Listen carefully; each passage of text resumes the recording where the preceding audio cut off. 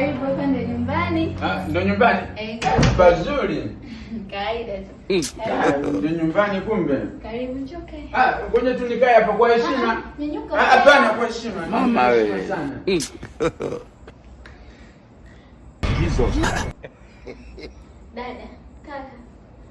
Samahani, lakini huyu ndio yule mpenzi ambaye niliwaambia nitakuja kuwatambulisha. Mimi ndo ambaye natakiwa kuanzia leo niwe na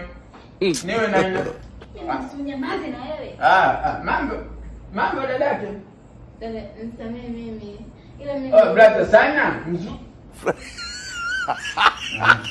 Huyu ndo mwanaume umeona tuletea huko nyumbani. Sasa nitafanyaje dada, mimi ndo mwanaume huyu nampenda. Mama wewe. Kama kalewa huyu.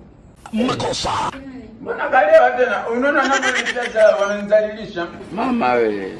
Sasa mimi kwa kuwa nimefunzwa. Inakuaje oi mzuka oi. Sema umesikia? Sema kadada kako kana vinywele kamezeka ila kamegrow. Ni kwa mzee. Wigi lile so kazeeka. Kamezeka bora kamegrow. Mambo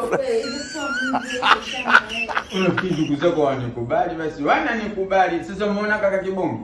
Unaweza ukakuta kanawaza tu msosi ndio maana akanijua. Kana nikubali sema kanawaza chakula. Unajua Vibonge mdoto anawazaga chakula. Mimi na ndugu zako. Mama Fatuma kamegrow kula kamezeka. Mimi mzee kumbe mimi ndio maana umesikia. Ndio maana sitaki kukuacha. Mzee kinyenye mna misimamo. Mama wewe. Kibonge. Umekula? Aben. Umeona kama hatufai kwa familia yetu. Tumfukuze. Fanya hivyo. Makosa. Kivipi bana umesikia? Utaua. Angalia. Jo. Mke wangu. Sije tena. Mke wangu. Usije tena hapa. Basi nipe mke wangu niondoke naye. Wewe sikiza. Usije tena hapa. Sawa. Umeelewa?